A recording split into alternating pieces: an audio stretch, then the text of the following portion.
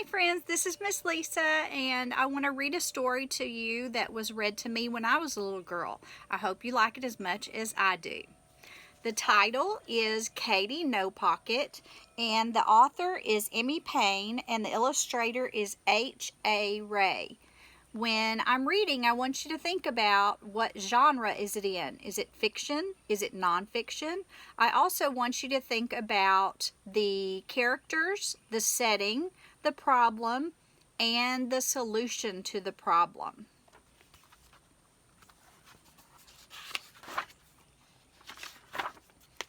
Big tears rolled down Katy Kangaroo's brown face.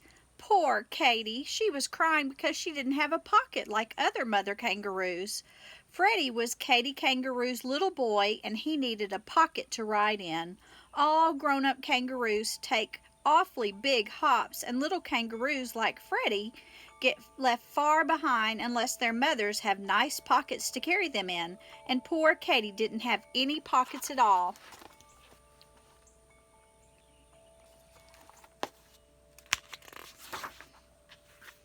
Katy Kangaroo cried just thinking about it, and Freddie cried too.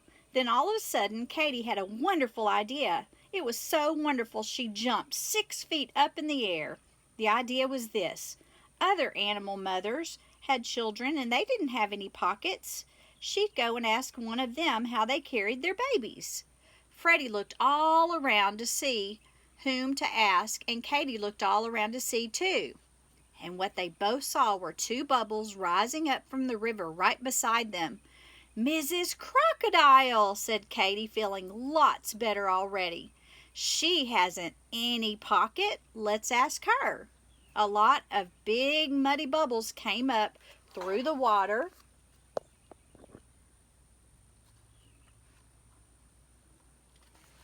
And then Mrs. Crocodile stuck her head up and opened her enormous mouth and smiled. "Why, Katy Kangaroo, what can I do for you today?" "Please, Mrs. Crocodile, I am so sad," said Katy. "I have no pocket, and Freddie has to walk wherever we go, and he gets so tired. Oh dear, oh dear." And she started to cry again. The crocodile began to cry too, and then she said, But what can I do?" "You can tell me how to carry Freddie," said Katy. "How do you carry little Catherine Crocodile? Oh, do please tell me." "Why, I carry her on my back, of course," said Mrs. Crocodile. She was so surprised that anyone shouldn't know that she forgot to cry anymore.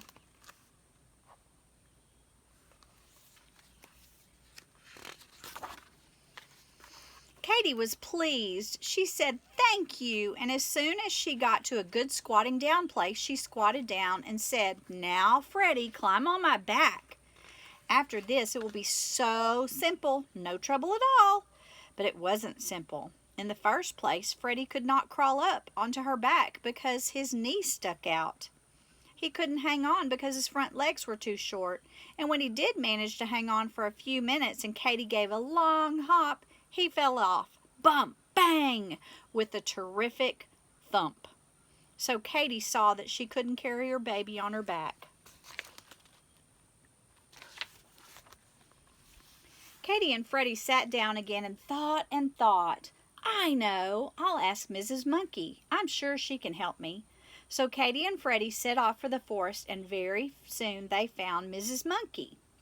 She had her young son Jocko with her, and Katy Kangaroo hurried so to catch up with them that she was almost out of breath. But finally she managed to squeak, "Please, Miss Monkey, how do you carry Jocko?" "Why, in my arms, of course," said Mrs. Monkey. "How else would any sensible animal carry anything?" And she whisked away through the trees. "Oh dear," said Katy, and had a great big tear across her long nose. "I can't carry anything in my short little arms. Oh dear, she wasn't any help at all. What are we going to do?" And she just sat down and cried harder than ever.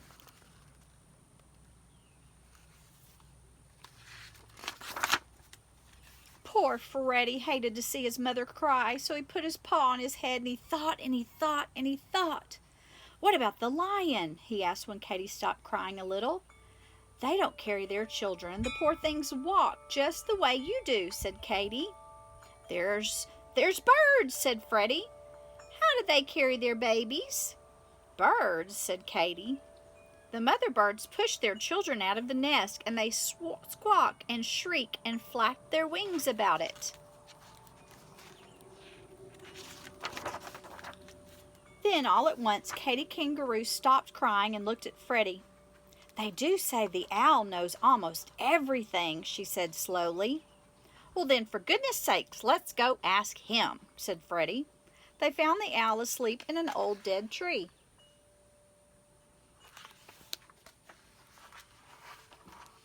And he was cross because he didn't want to be waked up in the middle of the day. But when he saw that Katy was so sad, he came out, blinking and ruffling his feathers, and said in a scratchy voice, "Well, what is it? Speak up, and speak up loudly. I'm deaf as a post." So Katy stood under the tree and screamed at him, "I'm a mother kangaroo, and I haven't a pocket to carry my child in. How shall I carry him? What shall I do?" "Get a pocket," said the owl, and he went to sleep again. "Where?" cried Katy. "Oh, please don't go to sleep before you tell me where." "How should I know?" said the owl. "They sell all sorts of things in the city, I believe. Now kindly go away and let me sleep." "The city," said Katy, and looked at Freddie with big round eyes. "Of course, we'll go to the city."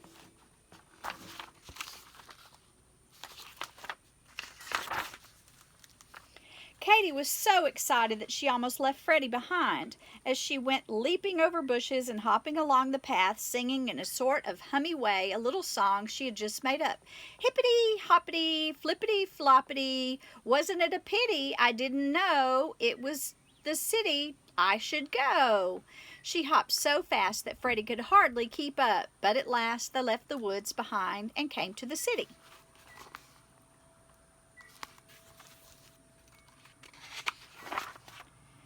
Where there were stores and houses and automobiles. The people all stared and stared at Katy, but she didn't notice it. She was looking for pockets, and she saw that almost everybody had them. And then, all at once, she saw.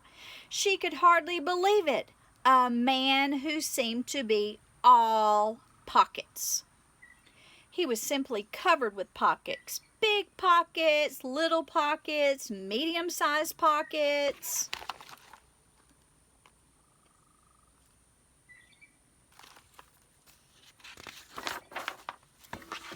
Katy went up to him and laid a paw on his arm. He was a little frightened, but Katy looked at him with her soft brown eyes and said, "Please, dear kind man, where did you get all those pockets?" "These pockets," he said. "You want to know where I got all these pockets? Why, they just came in the apron, of course." "You mean you can really get something to put on with all those pockets already in it?" asked Katy. "Sure you can," said the man. "I keep my hammer and nails and tools. But I can get another apron, so I'll give you mine." He took off the apron.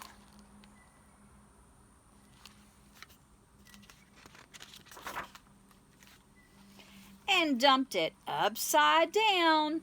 Out fell a saw, wrench, nails, a hammer, a drill, lots of other tools. Then the man shook the apron hard and turned it right side up again and hung it around Katy's neck and tied it behind her back.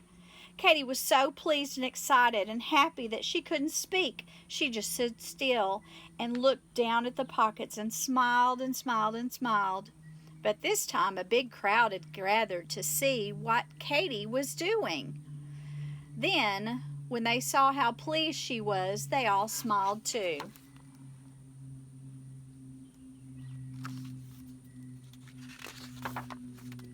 At last, Katy was able to say thank you to the nice, kind man. And then what do you think she did? She popped Freddie into a very comfortable pocket, and she hippity-hopped home faster than ever before because, of course, she didn't have to wait for Freddie.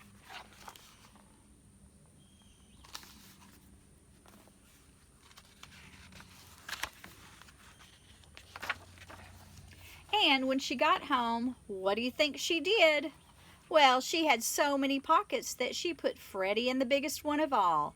Then into the next largest she put little Leonard Lion. Thomas Tortoise just fitted into another pocket.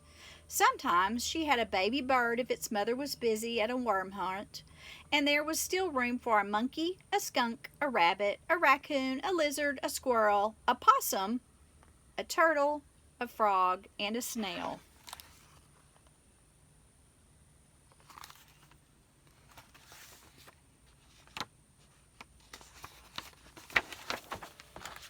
So now all the animals like Katy's pockets better than any other pockets in the whole forest, and Katy Kangaroo is very happy because now she has more pockets than any mother kangaroo in the world. The end. I really hope you enjoyed the book, and I just want you to know that Miss Rachel and Miss Steptoe and I miss and love you so much. Take care, and we hope to see you soon. Keep reading.